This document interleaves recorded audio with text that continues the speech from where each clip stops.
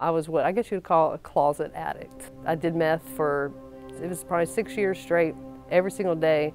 And at first it was all about just getting high and having fun, but then it became a dependency for my body.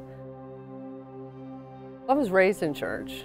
My mom, my granny, my aunt, they always took us to church all the time. So I was always familiar with God, familiar with Jesus. I thought I was a Christian because I went to church and I said the prayer. Throughout all of leading into my adult life, I was a Christian. I thought that's what a Christian meant. I think I was under the belief that church meant in my own stead that I was to be good. That simply by going to church means now in my own strength, I don't drink, I don't cuss, I don't party, I don't do drugs, I don't smoke, because that's not what you do as a Christian. But I never knew that there was actually the power of God behind that to compel you to be able to accomplish them things, because later on in life, me trying to do it on my own didn't hold up. But church became boring. There was no fun to it. It became more fun to just smoke weed, party. So that pulled me away from church. I just quit going, and then I ducked and dodged the pastor so that I didn't get invited to church. And so what was fun, it became fun no more. It actually became an addiction. I didn't know how to function without it. And this was every day of my life, all day, and nobody knew. I had friends that knew and one family member that knew, but as far as that, I hid it from everybody, which to me was the hardest part. It was like literally a living hell, because I put on this facade all day long that I was fine and everything was good, and then when no one was looking, I was broken. I was broken, I was lost, I was depressed, I was lonely, and all I knew to turn to was drugs. Meth was my drug of choice, but I smoked weed, I drank, whatever that was available to numb my feelings, that's what I did. And it just seemed like I got to the point after 6 years, I realized every year I wasted another year, and I wasted another year, and I wasted another year. And there was like someone inside of me crying for help, but I didn't know who to tell. I didn't know how to quit, because then I didn't want people to know. I was ashamed, I was embarrassed. I wanted to tell people, but again, I didn't want my secret to be out, because everybody thought I was such a good person. And I wouldn't consider myself a horrible person, but I had a problem, and it wasn't getting me anywhere. It wasn't until COVID hit that the churches started shutting down. Of course, I've seen things on the media and stuff, and I was like, wow, this is a time I've never seen before. So of course I went back to being raised in church, and I thought, the rapture's coming and Jesus is coming back. And he ain't coming back for me. I was praying to a God who I didn't even know if I trusted him. I think that was the hardest part of it all, was everyone in my life had let me down, so how was I going to trust in this God that wasn't very real to me? I'm praying, Lord, if there's a way, I don't know, I need to stop doing what I'm doing, but I don't know how. And he sent one. He sent a way. He sent my cousin to knock on my door and invite me to church. Of course, I laughed at him, like, well, I've been there, I've done that. I'm here, so that's not going to help me.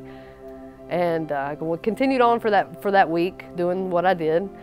Still like, oh, I need an answer. I gotta, the world's getting worse out here. I'm just all alone in this bubble of dependency of I need help and I don't know what to do. So he sends my cousin again to invite me to church. And I was like, this is getting really old. I agreed to go to church with him. He brought me to Freedom, because at that time a lot of churches were closed, and this church was not closed. My church was not closed. This church was not closed. So that's where he took me, convincing me that it was different. It was nothing I had ever experienced before. So I came, I cried the whole time, and it was terrible. I cried, and I went home. I couldn't wait to get out of there. So I ended up telling somebody else about it. She wanted to go with me. And I thought, man, I'm going to quit telling people about church, because they keep wanting me to go. Not even correlating the fact that here I am praying for an answer, and it's being given to me, and I'm running from it. I don't even know what I was doing. I was lost. I was dysfunctional, really.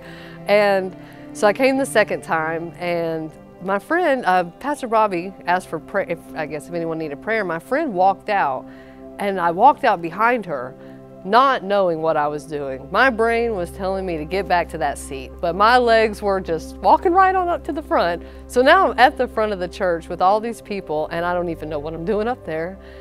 And so pastor said something to me. I don't even know what he said. Like, what can I pray? Whatever he said, I don't know.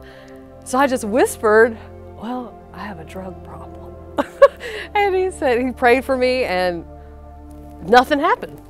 I couldn't wait to get out of church.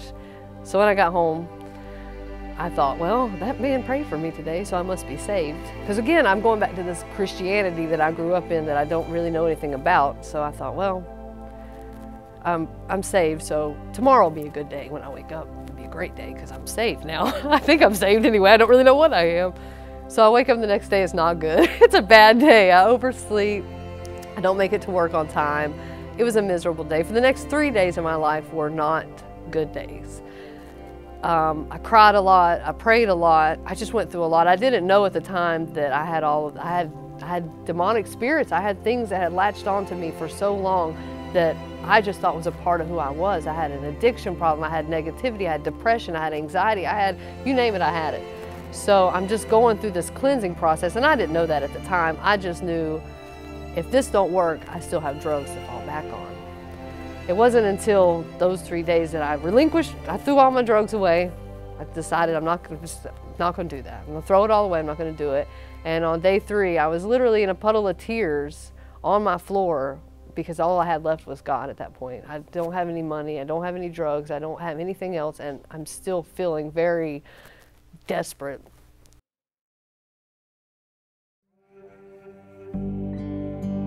My cousin, the same one, I called him and he said, well, I'm going to pray with you. So he came to my house and he prayed with me.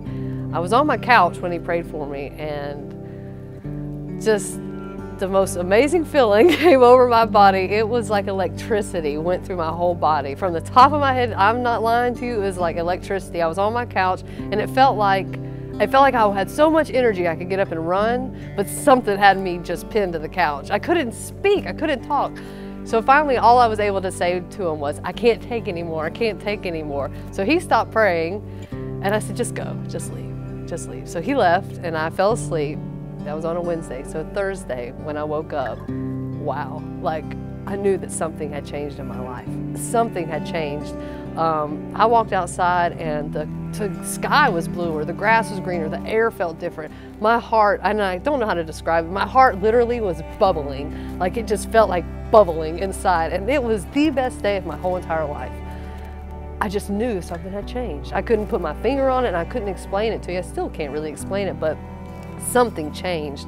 And from that point forward, there was no addiction anymore. It was gone, it was done. Everything that I had ever struggled with, I didn't struggle with anymore. And it's never been the same since then. Never been the same since then. I have a genuine love for people.